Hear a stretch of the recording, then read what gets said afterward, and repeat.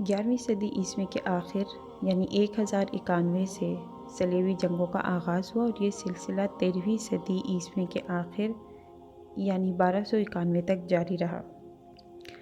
200 برس سے زائد اس معرکہ آرائی میں جرمنی، فرانس، برطانیہ اور یورپ کے تمام عیسائی حکمرانوں نے حصہ لیا۔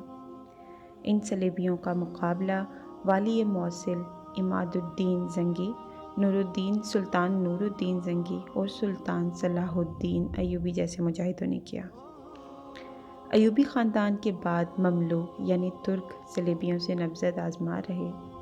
اس طرح کل 7 بڑی صلیبی جنگیں ہوئیں۔ صلاح الدین کا تعلق کرد قوم سے تھا۔ وہ 19 ستمبر 1138 عیسوی میں تکریت کے مقام پر پیدا ہوئے۔ ان کا نام یوسف رکھا گیا۔ صلاح الدین نے سلطان نور الدین زنگی کے زیر سایہ تربیت پائی۔ 1160 یعنی 555 ہجری میں جب صلیبیوں کو صلاح الدین نے مصر سے باہر نکال کیا تو خلیفہ العاضد الدین اللہ نے یوسف کو ملک الناصر صلاح الدین ایوبی کا نام عطا کیا۔ اس وقت صلاح الدین ایوبی کی عمر صرف 22 سال تھی۔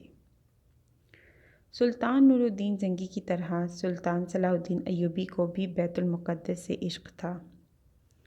بیت المقدس یعنی یروشلم یہودیوں، عیسائیوں اور مسلمانوں کے لیے خاص اہمیت کا حامل شہر ہے۔ یہودی اسے یوں مقدس سمجھتے ہیں کہ یہاں حضرت سلیمان علیہ السلام نے عظیم الشان عبادت گاہ یعنی ہیکل سلیمانی بنائی تھی۔ عیسائی اسے اس طرح اہم جانتے ہیں کہ یہاں حضرت عیسیٰ علیہ السلام نے تعلیم و تبلیغ کا سلسلہ جاری رکھا تھا، اور مسلمانوں کے لیے یہ شہر اس لیے مقدس ہے کہ اس قبلہ اول سے سرور کونین حضرت محمد صلی اللہ علیہ وآلہ وسلم نے سفر معراج کیا تھا۔ قرآن مجید میں اللہ پاک فرماتے ہیں، پاک ذات ہے وہ جو اپنے بندے محمد صلی اللہ علیہ وآلہ وسلم کو راتوں رات مسجد حرام یعنی مسجد کعبہ سے مسجد اقصیٰ یعنی بیت المقدس تک لے گیا، جس کے ارد گرد کو ہم نے بابرکت بنا رکھا ہے تاکہ ان بندے کو ہم کچھ اپنے عجائب قدرت دکھائیں۔ بے شک اللہ تعالیٰ سب سننے والا اور سب دیکھنے والا ہے۔ 638 عیسوی میں خلیفہ ثانی امیر المؤمنین حضرت عمر رضی اللہ تعالیٰ عنہ نے بیت المقدس یعنی یروشلم فتح کیا۔ اس فتح کے نتیجے میں مسلمان اور عیسائی یہاں پر پرامن طور پر رہنے لگے۔ یہودی، عیسائی اور مسلمان دیگر علاقوں سے یہاں زیارت کے لیے آتے رہے۔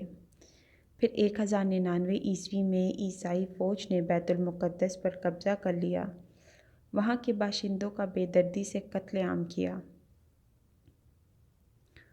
بیت المقدس کی آزادی کے لیے جب صلاح الدین ایوبی نے تلوار اٹھائی تو تمام عیسائی دنیا صلاح الدین ایوبی کے خلاف صف آرا ہو گئی۔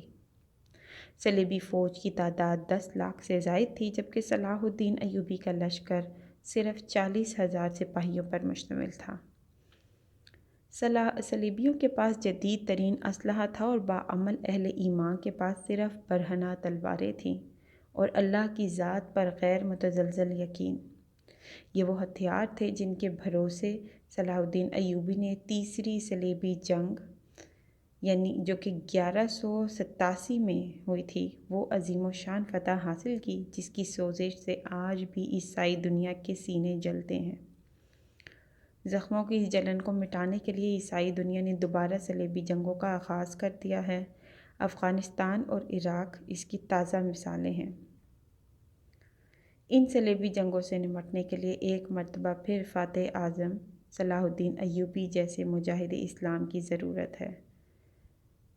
بقول علامہ اقبال، نکل کے صحرا سے جس نے روما کی سلطنت کو الٹ دیا تھا، نکل کے صحرا سے جس نے روما کی سلطنت کو الٹ دیا تھا، سنا ہے یہ قدسیوں سے میں نے، وہ شعر پھر آشکار ہوگا، وہ شعر پھر آشکار ہوگا۔